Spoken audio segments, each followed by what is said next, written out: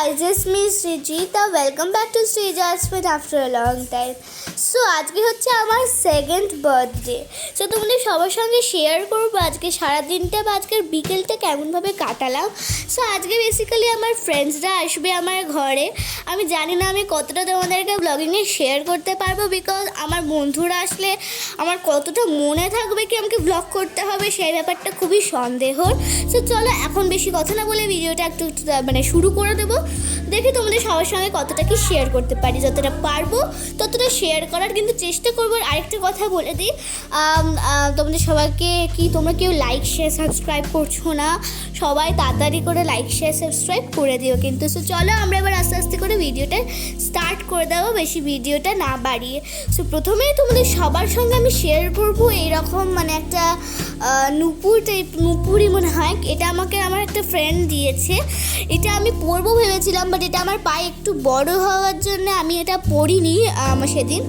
So জন্মদিনের ফার্স্টেই balloon ফুলানোর পার্টটা চলে এসেছে।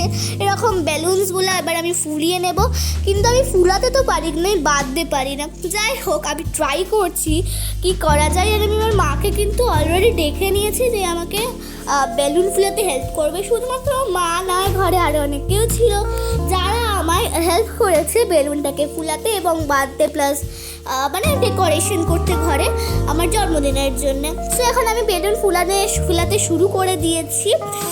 তো বেলুনটা ফুলাচ্ছি। আমি তো অরেঞ্জ কালারের বেলুন প্রথমেই ফুলানোর জন্য নিয়েছিলাম, কিন্তু আমি চলো ভিডিওটা দেরি করে চলো ঝটপট করে আমি রেডি হইনি। সো গাইস আজকের লুকটা কিন্তু হচ্ছে এটা। আর এখন বাজে হচ্ছে 6টা সাড়ে 6টার দিকে। আমার কিন্তু এখনও কোনো ঘরের কোনো ডেকোরেশন হয়নি, আর বন্ধুরা অলমোস্ট চলে আসবে।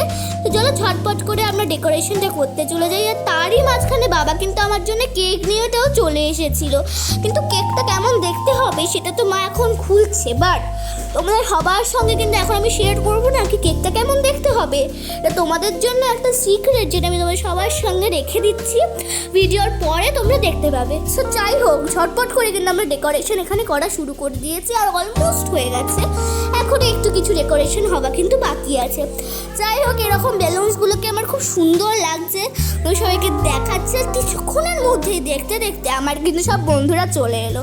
ওরা যা কথা বলছিল ব্লগিং যে কত টাফ করা টাফ হয়েছে তোমাদের বুঝাতে পারবো না। আর এখানে বন্ধুদের সবার মারা বসে গল্প করছে, আর এখানে আমার আরেকটা বন্ধু ব্লগিং করছে। সো সাউন্ড দিতে তাই জন্য একেবারেই পারিনি, কারণ সবাই চিৎকার চেঁচামেচি হচ্ছে বেসিক্যালি। সো আমরা এখানে একটা গেম খেলছিলাম, যেটার জন্য আমি আমার স্মার্ট ওয়াচে এরকম টাইমার লাগিয়েছিলাম।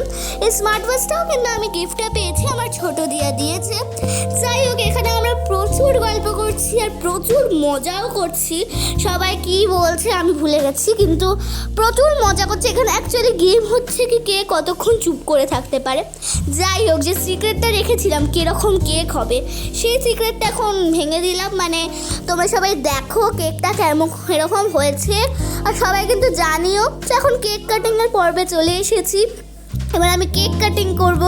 কেকটা ঘোরাতে গিয়ে আমি যে হাতে কতবার লাগিয়েছি কেকটা তার কোনো হিসাব নেই। যাই হোক এখানে সবাই দাঁড়িয়ে গেছি আর গল্প করছি, মজা করছি সবাই মিলে। এবার করতে করতেই আমার হাতে লেগে যায় কেক এরকমভাবে। তাই আমি ভাবছিলাম আমি এটা দিয়ে কী করবো, বন্ধুরা সবাই বলছে এর গায়ে লাগিয়ে দে। যাই হোক তারপরে আমি ন্যাপকিন দিয়ে আমার হাতটাকে মুছে ফাইনালি কেক কাটিং কিন্তু শুরু করে দিলাম। সো সবাই আমায় উইশ করছিল, আর আরও কিছু বন্ধুরা এলো। সবাই এখন সেট আপ হচ্ছে কে কোথায় দাঁড়াচ্ছে আর কিছু সবাই এবার দাঁড়িয়ে পড়েছে। এবার কিন্তু অলমোস্ট আমরা ওয়েট করছিলাম কি বাবা কখন আসবে, বাবা এলেই আমরা কেক কাটিংটাকে স্টার্ট করে দেবো। সেই সব নিয়ে ওয়েট করতে করতে আমরা ফাইনালি এবার হ্যাপি বার্থডের কেক কাটিংটাকে স্টার্ট করে দিলাম। এখনও করিনি, ও মাই গড। সো আমি যেরকমভাবে ছুরিটাকে ঢুকিয়ে রেখে দিয়েছিলাম।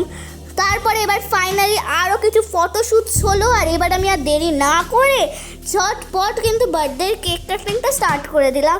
সবাই প্রচুর উইশ করছিল, আর আমরা কিন্তু প্রচুর মজা করছিলাম।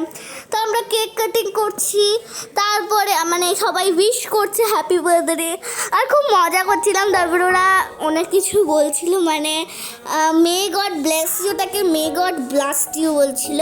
তারপরে হঠাৎ করে আমরা কেউ রেডি ছিলাম না, বাট এরকমভাবে স্নো ছিটিয়ে দেওয়া হয়েছে, তো ভিডিওটাও ভালো করে করা যায়নি। বাট যাই হোক, প্রচুর মজা করেছি।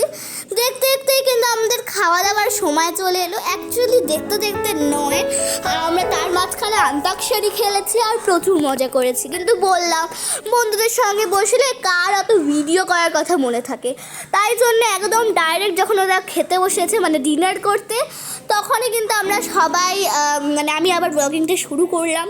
তার মাঝখানে আমি আবারও বলছি, আমি কিন্তু সবাই কিন্তু আমরা খেলেছি, আন্তাক্ষরী খেলছিলাম। তারপরে আমি ডিনার করিনি ওদের সঙ্গে, কিন্তু ডিনার করার আগেই কিন্তু আমি আইসক্রিম খেতে চলে এসেছি।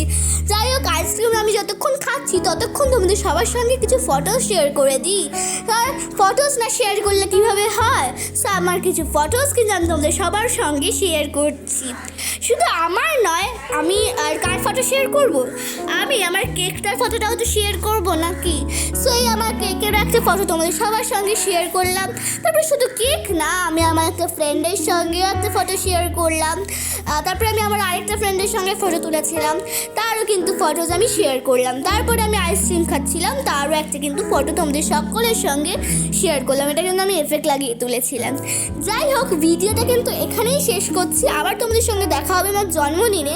কী কী গিফটস পেয়েছি, মানে দুটো জন্মদিন মিলে কী কী গিফটস পেলাম তার ভিডিও। তো চলো, টাটা, বাই।